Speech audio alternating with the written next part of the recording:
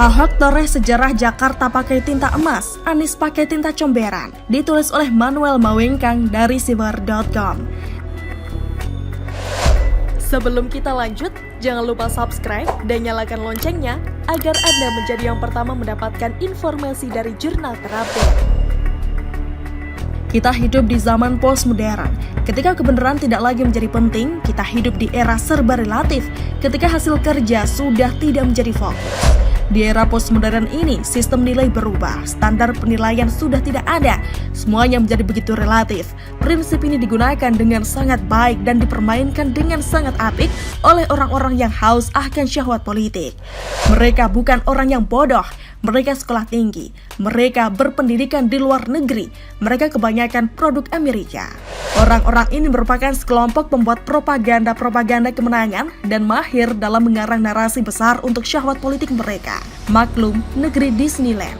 Segala sesuatu bisa diatur, dibuat transkrip dan diletakkan di dalam sebuah tempat. Menjalankan drama politik antara korban dan pelaku. Mereka mahir memposisikan diri sebagai orang-orang yang menjadi korban dari seorang penjahat besar bernama Ahok. Ahok dinarasikan oleh mereka sebagai penjahat agama. Standar kebenaran itu sudah hilang, semua dicap sesuai dengan peran mereka masing-masing.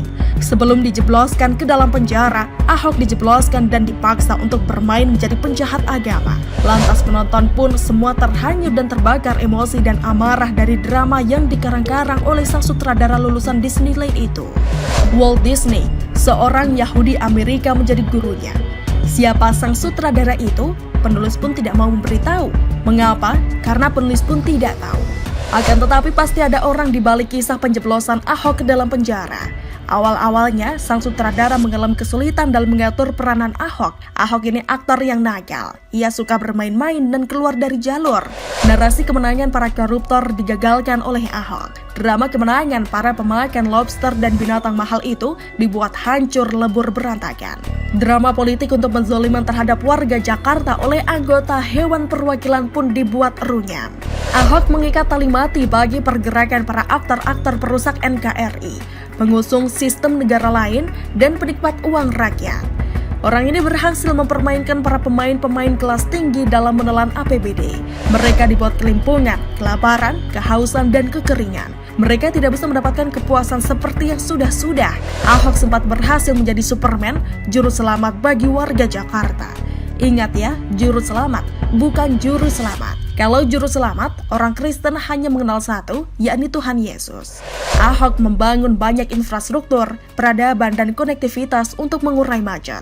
Macet diurai, banjir dituntaskan, dan praktik-praktik pungli dibinasakan sampai ke akar-akarnya. Sosok kepemimpinan ini belum pernah dirasakan di Jakarta. Keberadaan Ahok seperti embun di pagi hari setelah malam yang kering dan panas itu.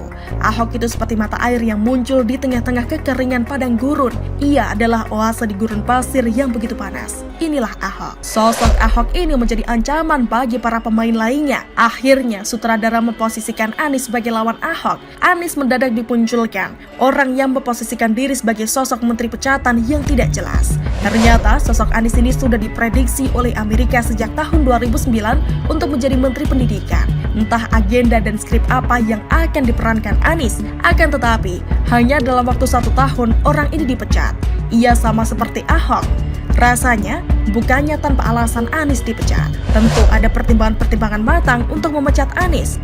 Akhirnya ia datang, berperan sebagai batu kriptonit yang melemahkan Ahok. Ahok yang dikenal sebagai sosok yang ceplas-ceplos dan cenderung bablas diperhadapkan dengan sosok Anies yang santun namun tidak bisa bekerja. Dan setelah Anies menggantikan posisi Ahok sebagai gubernur DKI, ia membuktikan bahwa dirinya tidak bisa bekerja. Ia hanya melakukan pencitraan.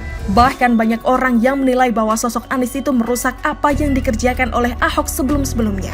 Ketika Ahok menorehkan sejarah Jakarta dengan tinta emas, Anies malah menorehkannya dengan tinta dari air comberan yang ia keruk pakai tangan kosong.